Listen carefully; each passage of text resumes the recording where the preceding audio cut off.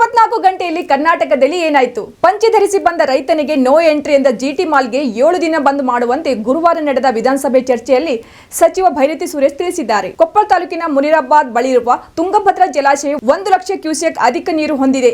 ಒಂದೇ ದಿನ ಸುಮಾರು 9 ಟಿಎಂಸಿ ನೀರು ಹರಿದು ಬಂದಿದೆ.